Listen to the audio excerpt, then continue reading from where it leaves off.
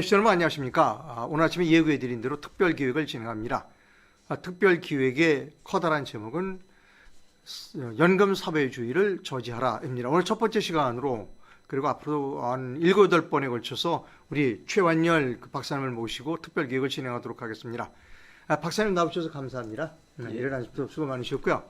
우선 최완열 박사님의 그 프로필을 여러분께 소개해드리도록 하겠습니다. 공인회계사시네요. 그리고 신학박사이시고 자유시장경제포럼 대표이십니다. 그리고 나라사랑학교 대표이십니다. 최완열 박사님이십니다. 예, 박사님 감사합니다. 오늘 첫 번째 시간입니다. 첫 번째 제목은 삼성생명에 관계되는 겁니다. 네, 먼저 이 기획을 이제 저하고 같이 하게 되는데 이 기획에 대한 총체적인 부분을 짤막하게 좀 설명해 주시죠. 예, 네. 예. 우리나라 연금 총액이 한 949조입니다. 네. 그리고 상장사 시가총액이 한 2,580조인데요. 네. 한 37% 정도를 차지합니다. 그러니까 우리나라 연금이면 우리나라 상장사 전체를 살 수 있는 이제 그런 정도의 규모입니다. 그러니까 보통 우리 4대 기업 같은 경우에 그 대주주가 가지고 있는 지분이 한 20-30%니까요. 우리나라 연금이면은 우리나라 상장사를 다 살 수 있어요. 네. 37%를요. 예. 그리고 우리나라의 이제 이 연금 총액 가지고 네. 한 17.5% 정도를 가지고 우리나라 상장사 주식을 이제 취득을 했는데요. 네. 172개사의 그 2대 주주입니다. 네. 그러니까 뭐 4대 기업은 말할 것도 없이 1위부터 172위까지 대기업이죠, 다. 네. 대기업의 예, 이런데 172개사의 2대 주주입니다. 2대 주주. 예. 2대 주주인데 지금 의결권 행사를 하고 있어요. 예, 주주권 행사를 하고 있는 것이죠. 그러니까 이런 부분들은 분명히 지금 헌법에도 위배되고 네. 법률에도 위배되는데 네. 어딘가에 지금 착각이 일어났어요. 네. 그래서 이 172개사에 대해서 해마다 네. 이제 전체 하면 작년 같은 경우에 613개 회사에 대해서 네. 의결권 행사를 했어요. 아하, 네. 주총에 참여해서 네. 이제 2대 주주로서. 그렇죠. 의결권 행사를 하는 거죠. 이 의결권 내용에는 첫째가 경영자 선임에 관한 것이고 네. 또 여러 가지 경영과 관련된 이 모든 거에 대해서 지금 의결권 행사를 지금 해마다 하고 있단 말이에요. 네네. 예. 이것 자체만으로도 우리나라에는 지금 연금 사회주의가 사실은 좀 시작됐다고 말할 수 제가 있어요. 오늘 아침에도 방송했습니다만 나는 국민연금료를 지금까지 내왔어요. 근데 내가 국가에 국영을 낼 때 내 돈을 가지고 남의 기업에 의결권 행사하라고 내가 돈을 위임한 일이 없거든요. 예, 이런 문제가 좀 문제가 있습니다. 그래서 오늘 이제 차근차근 풀어나가시죠. 오늘 첫 번째가 삼성생명에 관계되는 부분입니다. 예, 여기 파워포인트가 준비되어 있고 보시면서 설명을 해주셔도 되고요. 네. 이 보면은 지금 연금 직접 이 오른손으로 움직여서 하시면 더 편할 겁니다. 예. 네.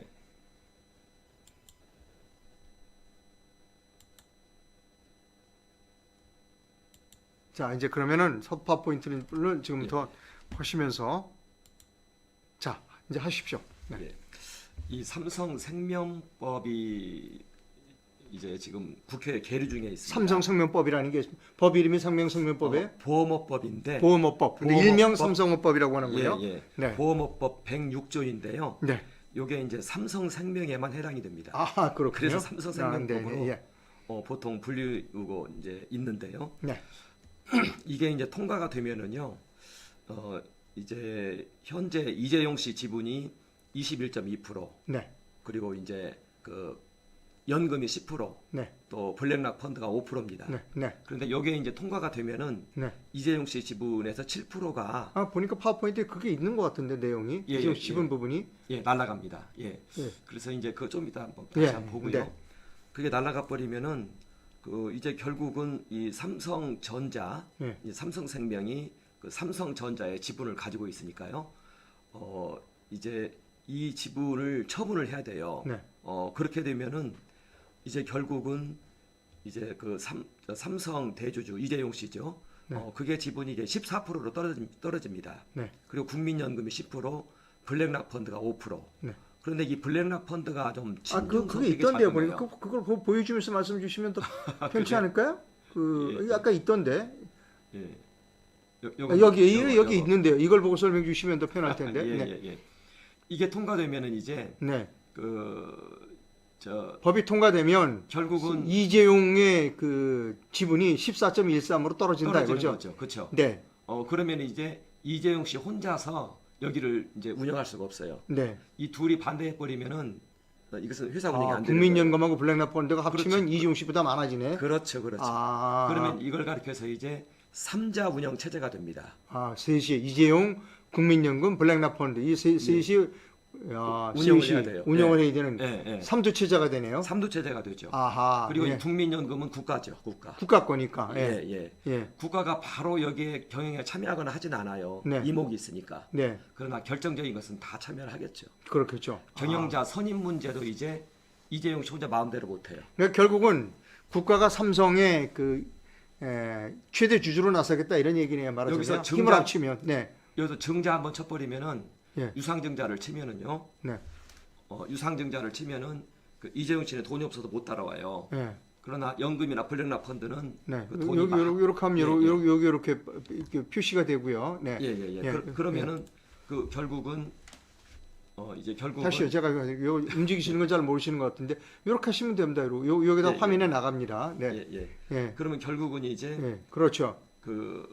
저 연금하고 블랙락 펀드가 최대 네. 주주로 남겠죠. 최대 주주로 남게 되죠. 여기는 네. 소액 주주가 되겠죠. 그러니까 결국은 삼성생명법이라는 게 이재용의 주변을 줄이고 그렇죠. 이재용의 줄임으로써 국민연금하고 블랙락 펀드 이재용 이렇게 셋이 삼두 과두 체제로 가게 만든다. 하지만 국민연금은 국가 거고 더구나 이제 증자를 하게 되면 그렇죠. 이재용은 돈이 없으니 못 결국은 따라와요. 국민연금이 일대 최대 주주가 된다. 그렇죠. 그렇죠. 말하자면 삼성의 국유화가 그렇죠. 이루어질 수 있다. 이게 핵심이네요. 삼성생명법이. 그렇죠. 그 법은 지금 오직 개정하려고 하는 법은 삼성에만 해당되는 법이다. 그렇게 돼 있어요. 그래서 우리가 일명 삼성 예, 예. 생명법이다라고 붙인다는 거죠. 예. 이거 문제라는 것이죠. 그렇죠. 그렇죠. 예. 분명하게 이해가 됐습니다. 예, 네. 예, 예, 예. 네. 그런데 이제 보면은요. 경제에 미치는 영향을 보면은 네. 제가 목이 좀 잠겨 있어서 죄송합니다. 네. 물 드시면서 하십시오. 아침 일찍 오시느라고 그랬을 텐데. 예, 예. 중요한 문제입니다. 네. 예, 예. 이 문제를 내가 먼저 얘기 좀 할게요. 네, 네, 예. 그 삼성이 우리나라 경제에 미치는 영향이 네. 굉장히 커요. 그렇죠. 예. 네. 이게 이제 지금 삼성만 문제가 되는 게 아니라 네. 현대자동차도 좀 문제가 됩니다. 네. 현대자동차도 현대자동차의 경우에 이제 그 대주 지분이 약 30% 됩니다. 대주주 지분이 지분이? 30%, 현대자동차는. 네. 그런데 지난기에 그런 현대에는 그 순환출자 형태로 되어 있어요. 네. 순환출자는 계속 돌아가면서 지분을 그렇죠. 보낸다는 네. 얘기예요. 네. 여기에 대해서 의결권 제한을 하려고 했어요. 네. 15%로. 그래 버리면은 현대도 이제 그 15%로 제한을 받아버리면은 네. 이제 국민연금 10% 있죠. 네. 거기다가 뭐 교원 공제기금이나 이런 데서도 이제 M&A 네. 하겠다고 네. 김상곤 씨가 이사장 취임하자마자 선포를 하더라고요. 네. M&A 하겠다고. 네. 거기서도 이제는 지분을 이렇게 확보하겠다는 것이 되는 네. 거예요. 그래 버리면은 이제 현대도 이제 국유화될 수 있는 거예요. 현대도 국유화될 수 있다. 그렇죠. 예. 예, 예. 그런 얘기군요. 예, 그렇게 되는데 잠깐만요. 이거 좀 계속 봐요. 그걸 보여드릴까요? 예, 예. 네. 이걸 그 설명을 하려고 하는 네. 거예요. 자, 그래서 4대 기업을 일단 저희가 좀 중요하게 봐요. 네, 4대 기업. 네. 4대 기업이면은 그 4대 기업이 우리나라 GDP에 기여하는 기여도가 얼마인가. 네. 이걸 제가 지금 말씀드리고 싶은 거예요. 네, 네, 네. 예. 그래서 이제 예를 들어서 삼성, 현대, 네. 지금은 당장 이제 삼성이 타겟이고 네. 또 그 현대가 또 바로 그 물망에 오르겠고 네. 해서 4대 기업이 그 우리나라 GDP에 기여하는 기여도가 얼마인가 네. 이것을 제가 한번 이제 그 말씀을 좀 드리려고 하는 거예요. 네. 네. 자 그런데 네. 요 이렇게 보시면 제가 이게 지금 제 손으로 잡으면 제가 이렇게 이걸 보고 오른손으로 하시면 돼요. 이렇게 편하잖아요. 오른손으로. 잠깐만. 예. 자, 오른손 하시면 이렇게 자꾸 왼손을 쓰세요. 네. 이렇게 해야 이제 오른손이 네, 네. 예. 네, 네. 예. 예, 예. 이게 이제 여러 가지 전제 하에서 네. 이걸 계산을 한 거예요. 네, 네. 예. 말하자면 주요 GDP가 있고 또 파생 GDP가 있습니다. 아하, 네. 자, 그런데 주요 GDP는 우리나라의 경우에 네. 이 농업, 광업, 그 전기, 가스, 제조, 건설, 정보통신, 문화 이렇게 했을 때를 우리가 이제 주요 GDP라고 볼 수가 네, 있어요. 그리고 이제 도소매, 서비스, 금융 이런 것들은 이제 파생 GDP로 볼 수가 있어요. 네. 여기에서 이제 파생되어 나왔다는 얘기예요. 예. 여기는 연관 GDP가 있고 네. 또 낙수 GDP도 여기에 들어갑니다. 네. 그래서 일단에는 이 무에서 유를 창출하는 주요 GDP를 놓고 이제 봤을 때 네. 우리나라 총 GDP가 2019년도에 1919조였습니다. 네. 이 중에서 주요 GDP가 한 859조로 볼 수 있습니다. 네. 물론 이건 이제 배라는 기준에 따라서 다를 수가 있어요. 여기에는 이제 지금 말한 이것만 지금 주요 GDP로 구분했다 이런 전제가 좀 있는 거예요. 네. 그러니까 말하자면 금융이나 도소매나 뭐 여행이나 이런 것들은 다 지금 제가 파생으로 분류시켜놨어요. 네, 그러니까 너무 디테일하게 설명하시지 말고요. 그냥 핵심만 좀 말씀해 주시오. 왜냐하면 뭐 시청자들이 다 이해하기는 그렇죠. 어려우니까. 잘 모르니까. 그랬을 때 주요 GDP가 한 859조인데요. 네. 이때 우리나라 4대 기업 매출이 한 317조 됩니다. 네. 그러면은 한 17%를 기여하고 있다는 얘기예요. 아, 우리나라 그렇죠. 주요 GDP의 그렇죠. 11%를 4대 기업이 크네요. 네. 커요. 네. 예. 여기에서 이제 매출하고 GDP를 그 부가가치를 함께 볼 수 있는 이유는 네. 네. 이 4대 기업은 이제 그 최종 생산자예요. 네. 그러니까 여기에는 하청사의 GDP가 여기에 다 들어와 있다. 이렇게 당연히 보시면 그렇게 돼요. 되겠죠. 예, 예. 그래서 한 317조 정도 이게 매출인데 이거 전체를 GDP로 볼 수 있는 거예요. 네. 이게 한 17% 되거든요. 여기에다가 이제 파생 GDP는 배분을 해야 됩니다. 그랬을 때 한 391조가 여기 배분이 됩니다. 네. 여기는 파생 GDP예요. 네. 이렇게 했을 때 4대 기업이 우리나라 GDP에 자체적으로 기여하는 것은 한 17%지만 네. 파생까지 합쳤을 때는 한 37%입니다. 네. 어마어마한 거예요. 네. 네. 이 GDP라는 것은 일자리라는 얘기거든요. 그렇죠. 우리나라 일자리에 한 37%를 기여하고 있어요. 4대 기업이. 4대 기업이. 네. 네. 자, 그런데 이런 데가 국유화되면은요. 네. 이제 이게 꺾이는 거예요. 아. 자, 그런데 네. 이게 어떻게 배분되는지를 한번 보자고요. 네. 이 317조가 있는데 네.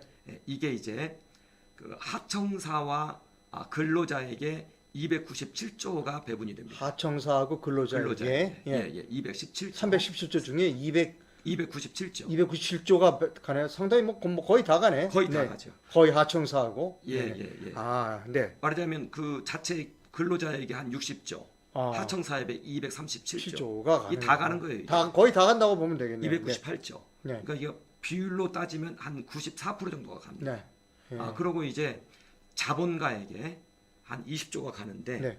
이 중에서 최대주주에게 대주주에게 우리가 소위 말하는 재벌들에게 재벌. 네. 한 4조 정도. 예. 그리고 소액주주에게 15조 정도 이렇게 갑니다. 예. 네. 그러니까 실질적으로 이 대주주에게 가는 것은 1%밖에 안 되는 거예요. 아하. 네. 이 그 317조 중에서. 네. 그리고 아까 우리 보았듯이 총 그 산출해낸 게 700조 있지 않습니까? 700조. 네. 그런데 그 중에서 아까 얘기한 한 4조 정도니까 이 포션은 훨씬 적은 거죠. 네. 그러니까 저희가 이제 이걸 판단을 할 때 이렇게 그 317조 혹은 708조 이렇게 기여를 하고 네. 본인들에게 정작 귀속되는 것은 이게 다가 아니라는 거예요. 네. 예. 전부 근로자에게 가고 네. 하청사에게 간다는 거예요. 간다. 근로자 하청자 간다. 그러니까 네. 우리가 4대 기업을 판단을 할 때 네. 이것을 국유화시키면은 이제 결국은 이 이 근로자하고 하청사에게 가는 그게 거의 뭐 전부 다인데 네. 그게 꺾이는 것이죠. 네. 그것을 판단을 해야 된다는 거예요. 아, 네. 우리나라 경제 자체가 이제 무너지는 것이죠. 네. 이것을 좀 알고 우리가 있어야 된다. 그러니까 우리는 기본적으로 뭐 재벌들이 돈을 다 가져간다. 그러니까 전혀 아니죠. 그러니까 이제 뭐 규제해야 된다. 지금 그런 차원으로 진행되고 있는 거 아닙니까? 그래서 이제 근데 실질적으로는 하청사하고 이 직원들에게 317조 가운데 297.3조가 직원과 하청 업체에게 돌아가고 또 15조 정도는 소액주주에게 가고 또 소액주주 가고 진짜 4대 그룹 총수에게 가는 거는 4.5조 정도 된다는 얘기네요. 그런데 이 4.5조가 네. 총수에게 다 가는 게 아니고 네.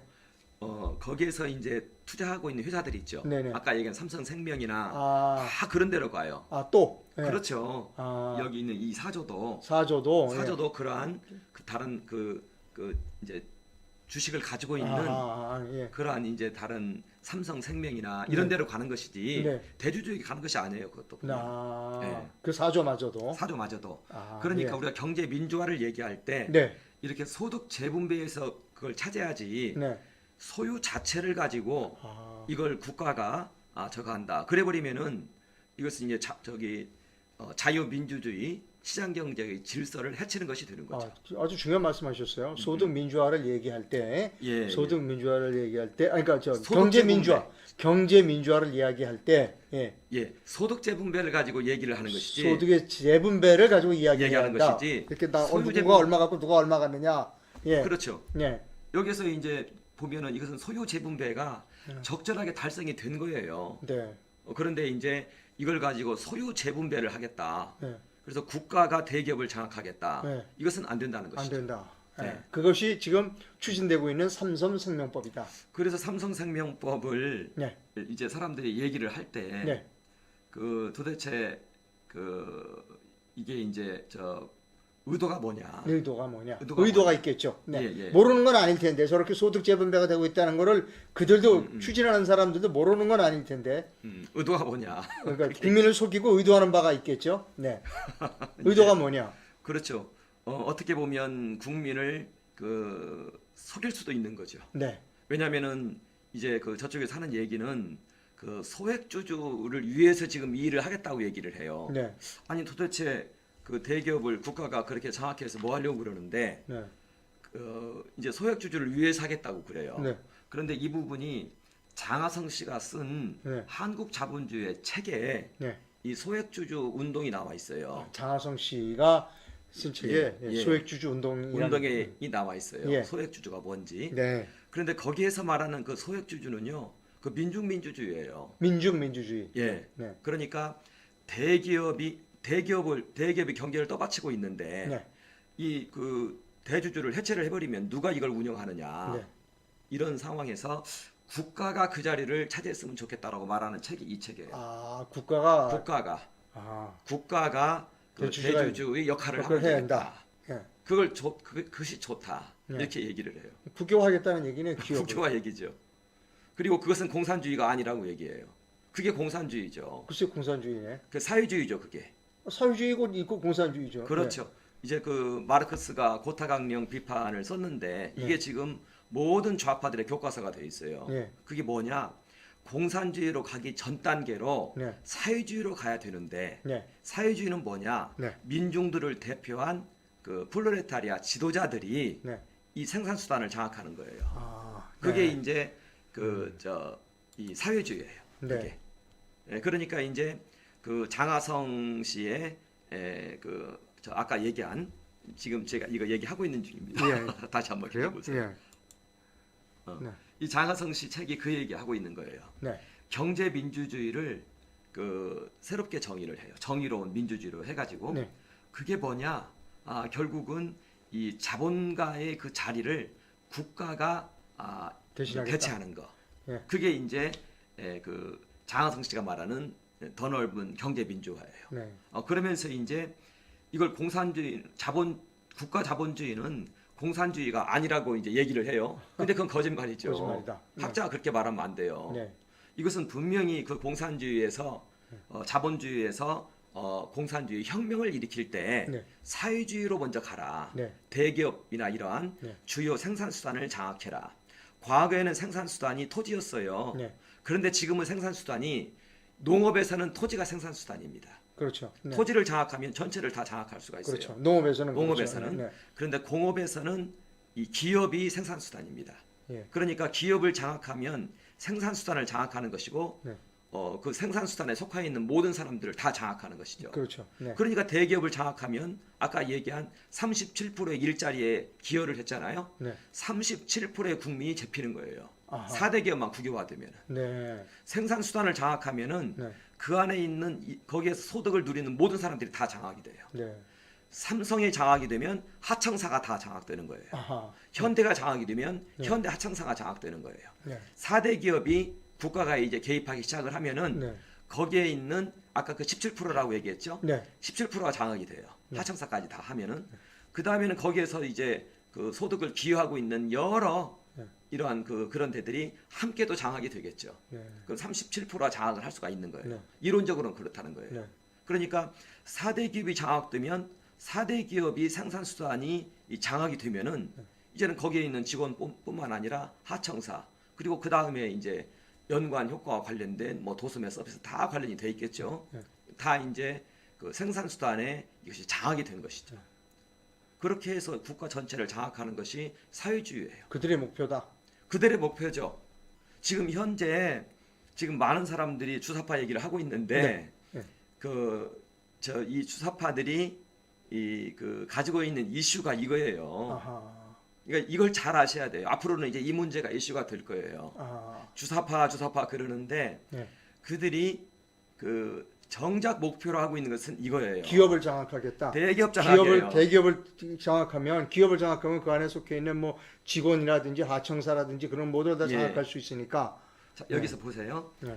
이 실현 방안으로서 절차적 민주주의가 이제는 실질적 민주주의로 이행할 때가 됐다. 아. 이렇게 얘기를 해요. 네. 네. 그런데 여기에 보면 절차적 민주주의는 뭐냐면요. 투표를 이용해서 네. 투표를 통해서 자본을 이길 수 있다. 이렇게 얘기해요. 투표를 이용해서 자본을 이길 수 있다. 예. 네. 이게 뭐냐면은 투표를 한다는 얘기는 정보와 입법 얘기예요. 네. 이게.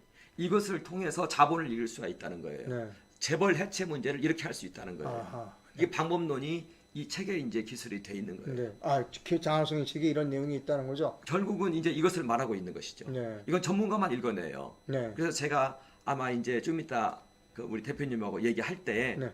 이제 이 책에 대해서 좀 얘기할 겁니다. 네. 네. 한 타임 정도. 네. 보면은 이대로 지금 가고 있는 거예요. 네. 그러니까 지금 현재 모든 주사파들이 네. 하는 지금 활동들을 하고 있잖아요. 네. 이게 이제 두 가지 방향이에요. 한 나라를 공산화시킬 네. 때 네. 네. 하나는 이 북한이 쳐 내려오는 거예요. 네. 이게 이제 저 연방제 네. 네. 이게 하나가 있고 네. 그런데 이것은 가능성이 약해요. 네. 왜냐하면 북한이 무슨 힘이 있나요? 네. 그런데 두 번째 방법이 이거예요. 아하. 이게 더 중요하죠. 네. 말하자면 영토는 놔둬요. 네. 이 상태에서 대기업을 국가가 장악함을 통해서 네. 그러니까 이제 정부 물론 정부는 바뀌겠죠. 네. 네. 그렇지만 이 자유주의 정부에서는 그런 일을 하지 않아요. 그러나 좌파 정부에서는 이제 바로 그것이 타겟인 거예요. 네. 국가가 기업을 장악하는 거. 네. 그게 바로 국가 자본주의예요. 네. 네. 그걸 가리켜서 사회주의 시장 경제라고 그러는 네. 거예요. 예. 이렇게 해서 이제 헌법은 자유민주주의 시장 경제인데 네. 이 체제는 사회주의가 되어 있는 것이죠. 그- 러시아가 그렇습니다. 러시아가. 지금 그러면 삼성생명법이 이제 그들의 투표 행위가 될 텐데 삼성생명법은 지금 어느 단계까지 와 있습니까? 이것은요 지금 제가 잠깐 한번 이제 보면서 얘기할게요. 네. 지금 현재 박용진 의원은 네. 이것을 이번에 아마 좀 통과를 좀 시키려고 하고 있어요. 네. 그리고 삼성도 이 부분에 대해서는 지금 수용을 하는 가운데 있어요. 수용한다고 받아들인다고요? 예. 왜? 이제 IFRS라고 네. 이게 국제 기업의 기준인데 네. 네. 이게 이제 내년부터 적용이 돼요. 네. 그러면은 이제 저도 지금 이렇게 민감한 문제를 네. 어떻게 반응할 것인가 네. 이거 놓고 계속 여기에 대해서 이제 모니터링을 하고 있었는데 네. 예. 삼성생명에서는 네. 이걸 지금 이제 받아들이는 가운데 있어요. 받아들인다. 예. 받아들이는 가운데 있는데 저도 그래서 깜짝 놀랐어요. 이걸 받아들이면은 의외인데. 네. 의외죠. 네. 그런데 여기에다가 단서를 넣으면 됩니다. 단서를. 네. 말하자면은 삼성생명이 보유하고 있는 이 주식에 대해서 네. 시가평가를 할 수 있어요. 해도 돼요. 네. 그러나 기업의 기준에서는 이것을 이익으로 계산하는 것이 아니라 재평가 차익이라는 개정이 있어요. 네. 그것으로 넣으려고 하고 있는 거예요. 네. 그것으로 넣게 되면은 계속 보유를 해야 되는 거예요. 계속 보유를 할 수 있다는 거죠. 할 수 있다는 거죠. 그래서 삼성은 그 단서 조항을 믿고 있다는 거죠 지금. 그걸 넣어야 되는 것이죠. 넣어야 되는 거. 단서 조항을 넣으려고 지금 한다는 것이죠. 그렇죠, 그렇죠. 좀 어려운 부분이긴 합니다만. 어려운 부분이긴 해요. 어려운 하지만 삼성은 이 처법을 받아들이면서 대신 단서 조항을 넣어서 그렇죠. 계속해서 자기가 지분을 잃지 않고 지분을 가지려고 한다 하는 것이 삼성의 전략이다. 그렇죠. 예. 그런데 그런데 예. 그 보면은 이제 그 저쪽 뭐 박영진 의원이나 이런 저 친구들은 네. 저는 그런 사람들 별로 안 좋아하기 때문에 예, 그런 친구들은 네. 그 이제 IFRS 국제 네. 기업액의 기준이죠. 네. 그것 따라 이렇게 한다고 그렇게 얘기를 해요. 네. 자, 그런데 국제 기업액의 기준에서는요. 네. 재평가한 것은 이익으로 하는 것이 아니에요. 이익이 아니다. 재평가. 예. 네. 그런데 박용진 저 친구는 이익으로 본다. 그것을 이익으로 해가지고 배당을 하라는 거예요. 예. 그런데 이 돈을 벌지 않았는데 배당하라는 거네. 예. 장기 보유 자산이에요. 네. 예, 부동산이나 투자 주식이나 이런 것들은 장기 보유 네, 자산이에요. 장기 보유 자산은 인플레가 영향을 받는 거예요. 네. 인플레 영향을. 예. 그래서 인플레가 되면 가지고 있던 자산이 올라가니까 당연히 가격이- 올라가죠.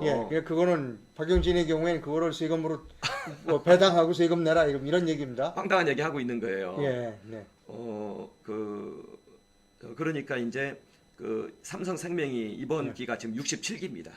67년이 됐어요. 아, 그러면은 장기 보유 자산, 엄청나겠네. 부동산이나 네. 투자 주식은 네. 인플레 따라서 계속 올라가는 올라갔죠. 거예요. 예. 인플레 영향이 큰 거예요. 네. 인플레 영향이. 네. 그래서 이게 지금 이게 인플레가 한 15%씩 해가지고 그 10년만 지나면은요, 네. 이게 10배가 돼 있습니다. 네. 10배가. 네. 진짜로 복리 계산하면 그렇게 나와요. 뭐 그 지금 막 60년 됐는데, 네. 자 그러면은 장기 보유 자산, 예를 들어서 부동산이나 주식 이런 건 장기 보유 자산이거든요. 네, 네, 네. 이게 10년이 지나면은요, 네. 10년이 지나면은 이게 10배가 돼 있는 겁니다. 네. 10배가. 네. 그러면 그 이제 그 보험회사는 자산에 대해서 네. 이제 그 총 자산의 3%만 투자 주식으로 가지고 있어라 이런 룰이 있어요. 네. 왜냐면은 그 보험금 받아가지고 그런데 투자하면 안 되니까. 그렇죠. 네, 네. 예. 그래서 특히 관계회사 주식에 대해서는 말하자면 삼성전자 같은 데죠.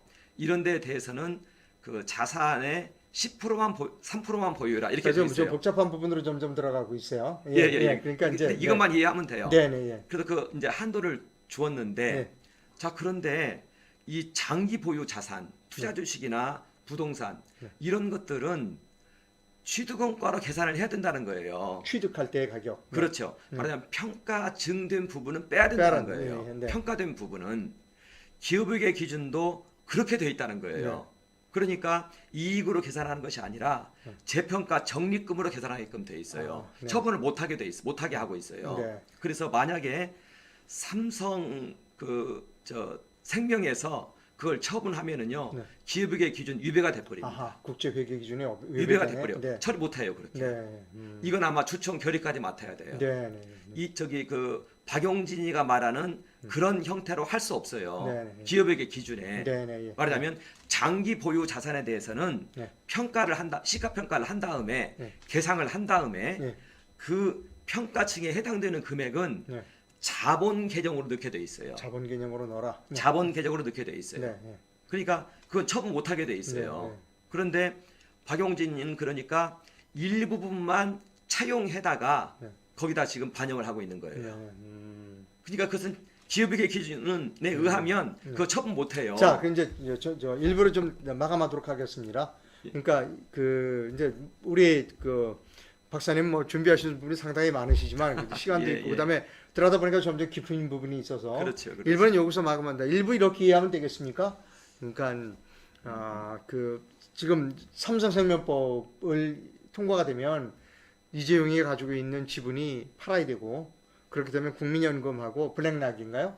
그 결국 국민연금이 최대 주주가 될 수 있다 말하자면 그렇죠. 예. 그렇죠. 궁극적으로. 그렇게 되면 국가가 기업을 장악하면 그 밑에 있는 종업원이나 그다음에 이 그 하청업체나 모든 걸 다 장악할 수 있다. 그렇죠. 예, 그것이 삼성전자의 예, 그 해외 현지 법인요. 예, 한 254개 돼요. 네. 이게 한 100개국에 있어요. 네. 예. 거기서 1조씩 매출을 올립니다. 네. 네. 그러니까 어떻게 보면 중국에 있는 1대1로보다 네.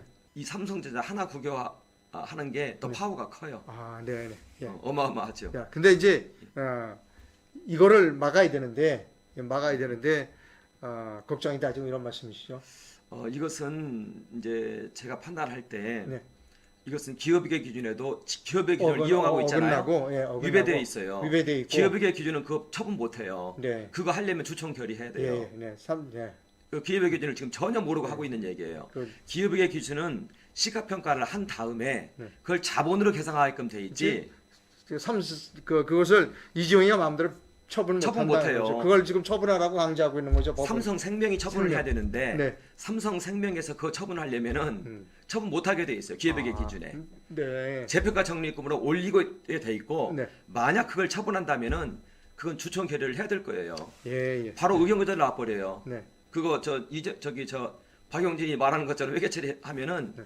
바로 이건 감사는 의견거절 나와버려요. 아, 네. 네. 지금 말도 안 되는 얘기를 하고 있는 것이죠. 아, 예. 그러니까 네. 삼성생명법에다 단서를 붙여야 돼요. 네. 시가평가를 한다. 예. 다만 그 장기 보유 자산에 대해서 평가증의 부분에 대해서는 네. 이 평가증된 부분에 대해서는 네.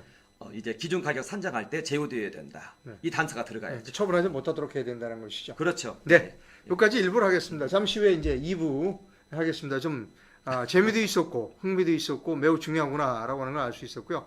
그다음에 2부로 들어가면 좀 더 깊이 있는 얘기가 있을 것 같습니다. 한 5분 정도 쉬시고 2부 진행하겠습니다. 방송 시청해주신 시청자 여러분 너무너무 중요한 기획이라고 생각합니다. 잠시만 기다려주시면 2부 진행하겠습니다. 재밌었어요.